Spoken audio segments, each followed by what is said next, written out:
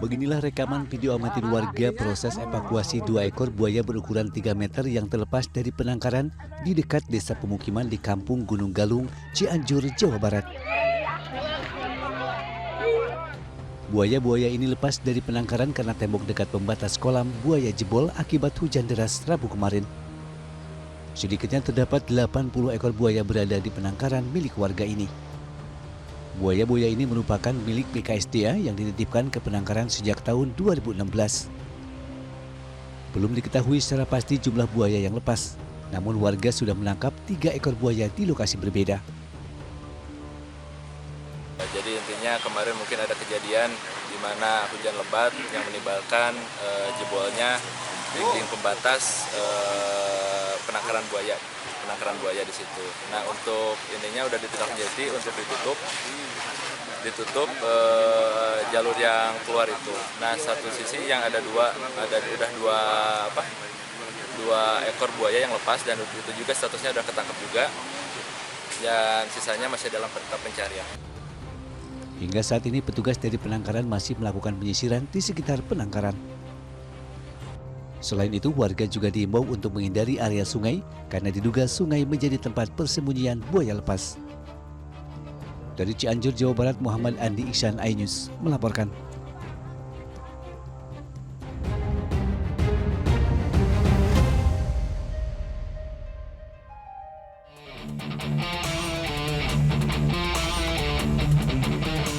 Aparat Polres Asahan mengejar mobil pikap milik kurir sabu di Marinda, Deli Serdang, Sumatera Utara. Polisi menghentikan laju kendaraan dan sempat melepaskan tembakan untuk melumpuhkan tersangka. 2 tersangka diamankan dengan barang bukti 1 karung dan tas berisikan sabu seberat 25 kg. Atas perbuatannya tersangka akan dijerat Undang-Undang Narkotika dengan pidana maksimal 20 tahun penjara atau seumur hidup atau mati.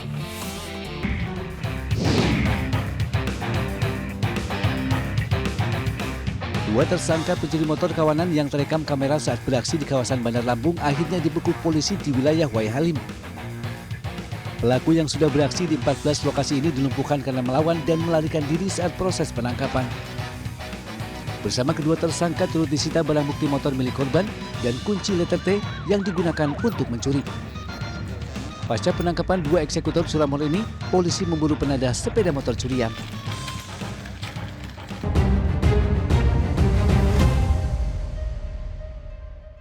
Ya pemirsa, berdalih butuh biaya untuk kuliah, seorang mahasiswa ditangkap polisi usai menjamret telepon genggam seorang ibu rumah tangga di Tajur, Kota Bogor. Akibat perbuatannya, pelaku terancam gagal lulus kuliah dan terancam pidana penjara di atas 5 tahun.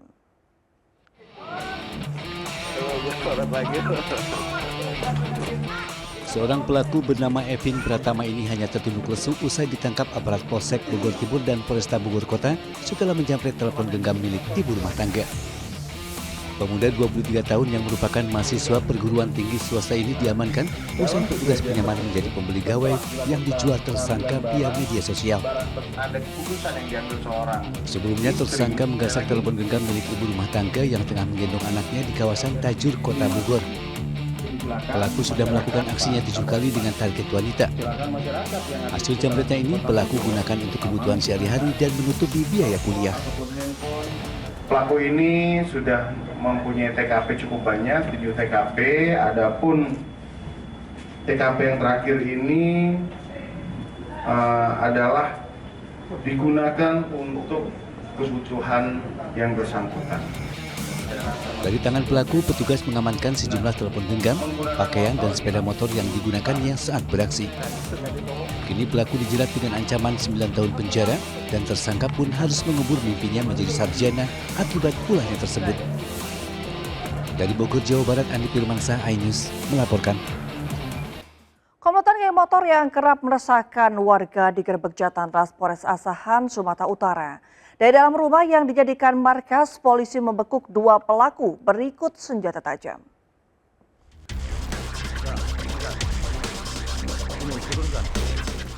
Tim unit Jatantras Polres Asahan menggerebek rumah terduga pelaku geng motor yang meresahkan kota Kisaran, Asahan, Sumatera Utara. Saat dilakukan penggeledahan, petugas menemukan senjata tajam yang disimpan dalam lemari. Di tempat terpisah, petugas juga mengamankan 2 orang dan menemukan senjata tajam yang dibawa pelaku saat tawuran antar geng motor. Kasat Reskrim Polres Asahan AKP Gulam Yanuar Lutfi mengatakan, dari video tawuran geng motor yang terekam CCTV ada 14 orang yang diamankan. Namun dari hasil penyidikan, 6 orang yang ditetapkan tersangka. Barang bukti yang diamankan beberapa senjata tajam dan sepeda motor. Jadi ada 3 kasus yang kita rilis, 1 terkait kasus yang viral, yang korbannya berdarah di lengan. Kita sudah amankan 6 orang, kita tetapkan tersangka. Sebelumnya terjadi tawuran antar geng motor pada minggu lalu. 1 orang mengalami luka bacok senjata tajam. 6 tersangka dijerat Undang-Undang Darurat atas kepemilikan senjata tajam yang mengancam keselamatan orang lain. Dari Asahan, Sumatera Utara, Ulil Amri Ainus melaporkan. Pemirsa, pusaran angin kencang yang muncul sempat diabadikan warga sebelum memporak-porandakan ratusan rumah warga di Grobogan, Jawa Tengah. Warga terlihat panik dan meminta seluruh warga untuk menyelamatkan diri.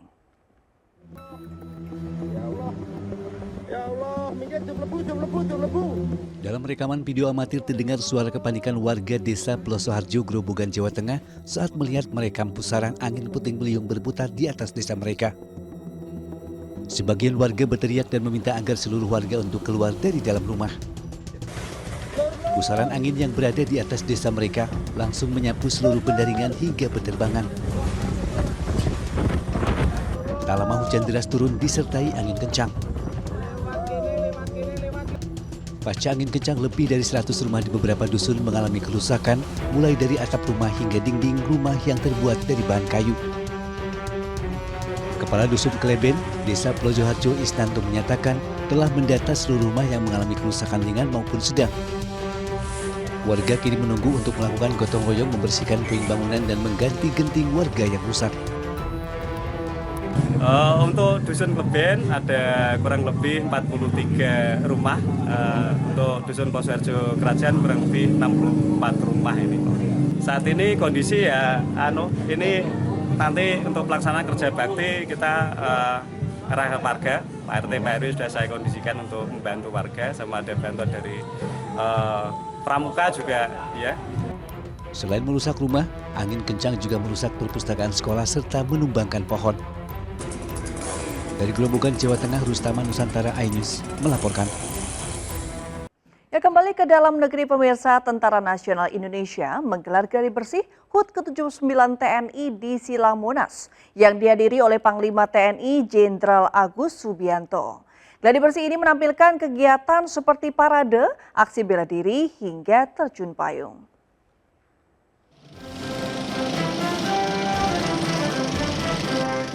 Iring-iringan ratusan alat utama sistem persenjataan alutsista digelar dalam gladi bersih peringatan HUT ke-79 TNI di Jalan Medan Merdeka, Jakarta.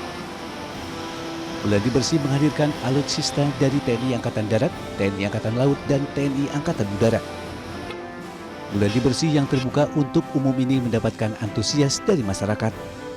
Menurut warga, gladi bersih merupakan pengalaman yang jarang didapat dengan melihat secara dekat alutsista milik TNI. Seru banget, keren. Terus ternyata kayak ngerasain lebih deket aja sih sama TNI, sama Angkatan Udara, Angkatan Laut. Kayak lebih deket sama rakyat aja gitu. Sama sih, terus kayak ada beberapa juga kan tadi yang aku lihat ada yang boleh naik. Ternyata emang boleh buat umum gitu loh. Aku kira kayak nggak boleh naik gitu. Seru banget, ternyata kendaraannya tuh banyak banget dan nggak cuma itu doang aja. Jadi kita tahu berbagai macam kendaraan, fasilitasnya TNI ada apa aja. Aku sendiri sih merinding ya, maksudnya kayak baru kali ini ngeliat sedekat ini itu. Jadi kayak keren banget sih gitu. Gladi ini dihadiri oleh Panglima TNI Jenderal Agus Subianto dan sejumlah jajaran. Upacara peringatan akan menampilkan kegiatan parade upacara militer, defile, aksi bela diri, berkuda, hingga demonstrasi udara. Untuk upacara parade dan defile, TNI mengerahkan sekitar 100.000 personil pasukan dan 1.059 alutsista yang dipamerkan. Upacara peringatan akan dipimpin langsung oleh Presiden Joko Widodo yang akan bertindak sebagai inspektur upacara. Hari ulang tahun ke-79 TNI, di mana TNI mengambil tema seluruh TNI bersama rakyat siap dan SSG mengawal suksesi kepemimpinan nasional untuk Indonesia maju. Ke tenda sisi timur. Pada saat pelaksanaan upacara 5 Oktober yang nanti pada hari Sabtu dihadiri sebagai Inspektur Upacara Presiden Republik Indonesia. Kegiatan ini memang dilaksanakan bukan hanya TNI tetapi 3 matra sangat berperan di dalam kegiatan tersebut, TNI AD, TNI AL, dan TNI AU. Rencananya masyarakat bisa melihat berbagai pertunjukan ini di Silang Monas ini pada Sabtu 5 Oktober 2024 mendatang. Dari Jakarta, Tim Liputan iNews melaporkan. Ya, kita ke informasi Pilkada, pemirsa. Relawan Anies menggelar deklarasi dukungan kepada pasangan Cagup-Cawagup Pramono Anung Rano Karno di restoran Raden Bahari, Jakarta Selatan. Dalam deklarasi ini, para relawan Anies menemukan harapan pada pasangan ini di saat Anies Baswedan tidak maju dalam Pilkada Jakarta 2024.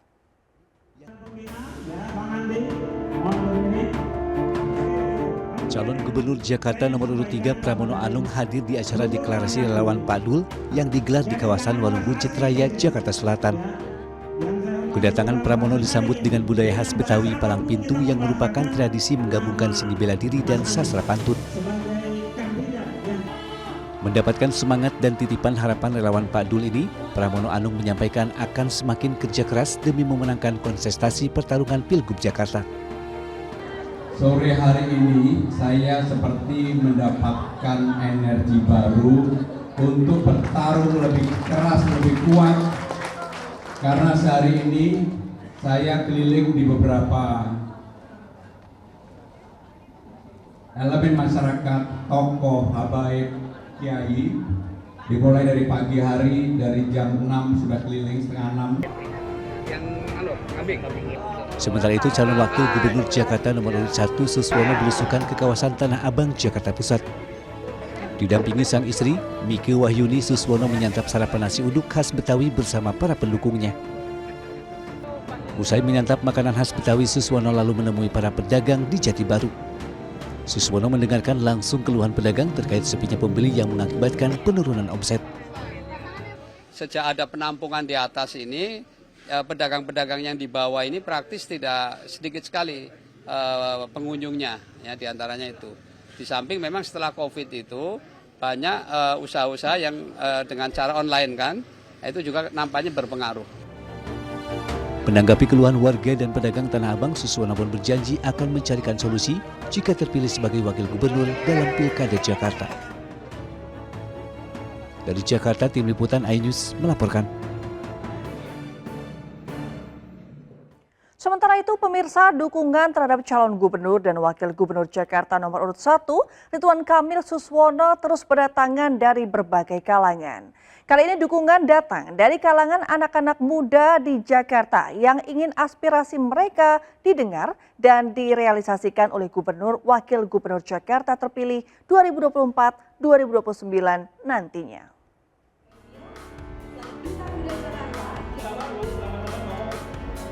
Calon Gubernur Jakarta nomor urut 1 Ridwan Kamil bersama ratusan anak-anak muda dengan penuh semangat membacakan deklarasi relawan Ridho Muda Jakarta sekaligus peluncuran aplikasi Keranjang Masalah atau Kerasam Jakarta di kawasan Tebet, Jakarta Selatan.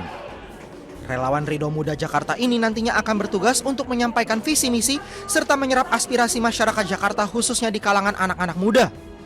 Saya sangat berbahagia ada ribuan anak-anak muda yang diwakili oleh 200-an pimpinannya. Anak-anak muda ini kita namai Duta Muda Ridho ya. Duta Muda Jakarta. Ya. Tugasnya mereka akan keliling door to door untuk mensosialisasikan program visi misi pasangan Ridho. Sementara itu di kantor DPD Partai Golkar Cikini, Jakarta Pusat, Ridwan Kamil didampingi Ketua Tim Pemenangan Ahmad Riza Patria berdiskusi dengan ratusan pelajar se-Jakarta. Para pelajar ini menyampaikan langsung aspirasinya kepada mantan Gubernur Jawa Barat itu. Dalam diskusi ini, Ridwan Kamil juga menyampaikan rencananya untuk membuat Jakarta Coding untuk pelajar sebagai wadah untuk mengembangkan kreativitas kaum pelajar di Jakarta. Dukungan yang datang dari kalangan pemuda di Jakarta ini semakin membuat pasangan Ridho optimis mampu memenangkan Pilgub Jakarta dalam satu putaran. Dari Jakarta, Irfan Hardiansyah, Seto Pratomo, iNews melaporkan.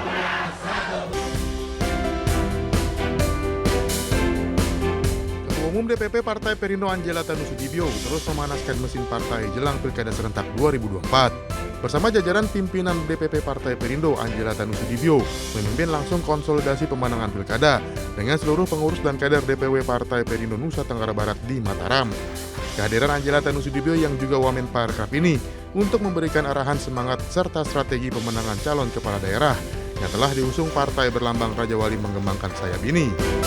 Dengan konsolidasi hari ini kita bisa makin solid ya, memberikan dukungan penuh tentunya kepada calon-calon kepala daerah kita untuk bisa turun ke tengah masyarakat, hadir di tengah masyarakat, dan sehingga masyarakat bisa melihat betul-betul hati dari para calon kepala daerah kami bahwa inilah para pemimpin-pemimpin yang ingin mensejahterakan masyarakat. Pada Pilgub NTB, Partai Perindo resmi mendukung kadernya Siti Rohmi Jalilah yang berpasangan dengan Musyafirin. Keduanya dinilai dapat mensejahterakan masyarakat Nusa Tenggara Barat dengan program-program pro-rakyat. Memiliki elektabilitas tertinggi dari berbagai lembaga survei, menjadi bukti kepercayaan masyarakat NTB terhadap Siti Rohmi sebagai sosok pimpinan wanita yang menjunjung tinggi komitmen kerja dan sepenuh hati melayani masyarakat. Kita kedatangan ketum kita dan sangat berbahagia dengan kedatangan beliau, menambah semangat bagi kami di NTB untuk berjuang memenangkan Pilkada 2024 ini. Ketua Umum DPP Partai Perindo mendorong pengurus dan kader untuk memanfaatkan waktu secara maksimal dengan turun langsung ke lapangan menyapa masyarakat. Dari Mataram, Nusa Tenggara Barat, Hari Kasidi, iNews melaporkan. Pemirsa, di balik meriahnya pelantikan anggota DPR RI periode 2024-2029, ada sejumlah fakta menarik yang muncul. Apa saja? Kita simak berikut ini. Ya, fakta menarik pertama, sejumlah pasangan suami istri Pasutri berhasil melenggang ke Senayan. Di antaranya yaitu ada Taufik Abdullah, DPR RI Jateng 7, dan Ida Fauziah, DPR RI Jakarta 2 dari fraksi PKB. Dan berikutnya, ada juga Victor Laiskodat dan juga Juli Sutrisno. Dan berikutnya ada juga Ahmad Dhani dan pasangannya Mulan Jamila. Ya, berikutnya.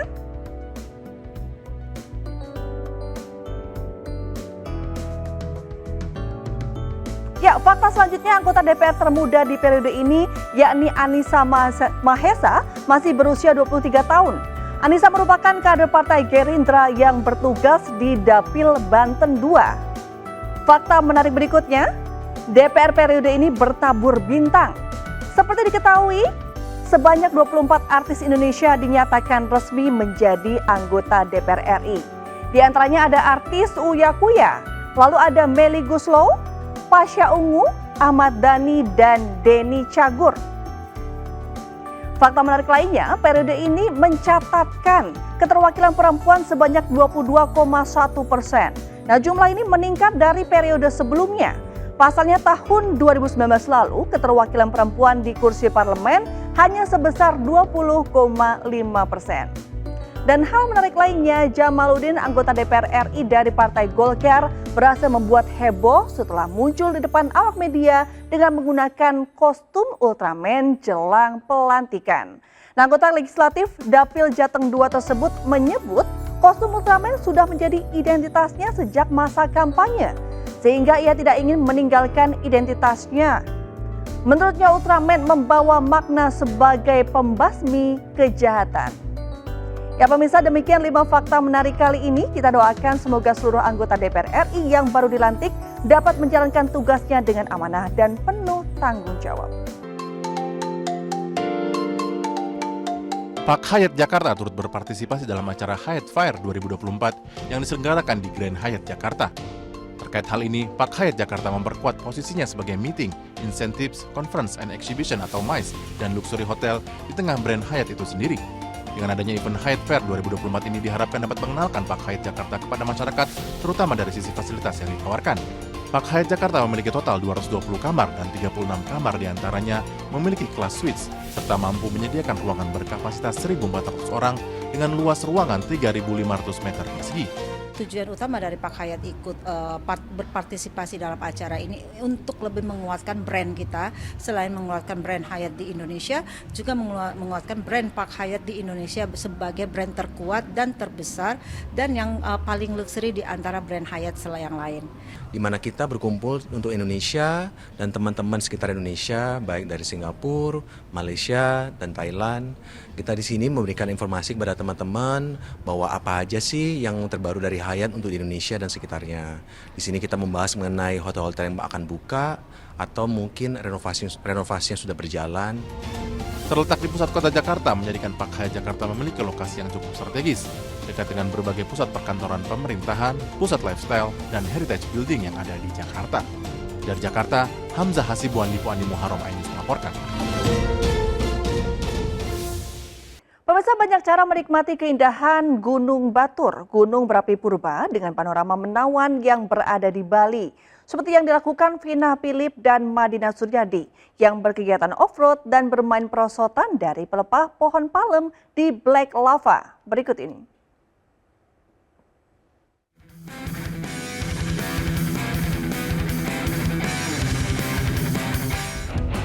Welcome to Black Lava, Vin. Yuk, gas!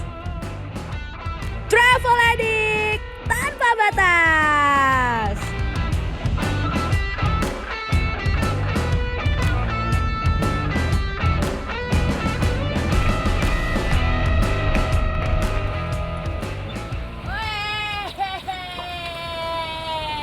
Akhirnya kita nyampe juga di sini di Black Lava bersama dengan komunitas yang kece banget, Bali Star Jeep.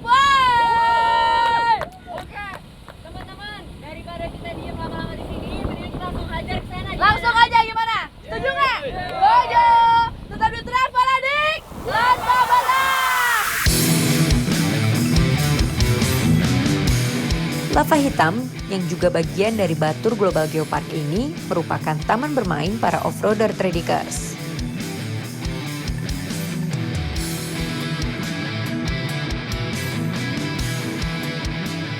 Asli, Mat, ini pengalaman baru buat gue. Menaklukkan rintangan tanjakan pakai wheelies. Nah, itu lagi nyiapin apaan, Vin? Wah, ternyata temen-temen lagi nyiapin pelepah pohon palem buat main prosotan, Mat. Berani nggak lo? Siapa takut? Kuy. Bali Star Jeep emang sering ngadain tur ke Gunung Batur, Mat. Jadi mereka udah tahu gimana cara bersenang-senang di sini.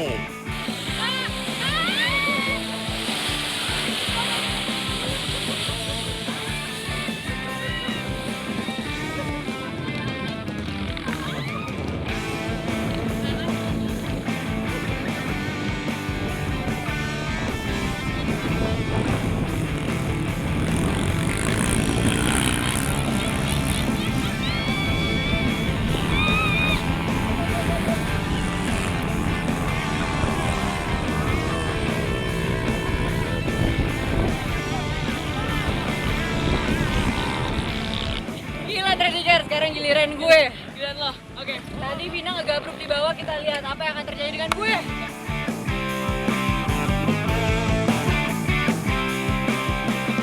Asli, Vin, tambah lagi pengalaman baru gue. Meluncur di atas lava hitam pakai pelepah pohon pula.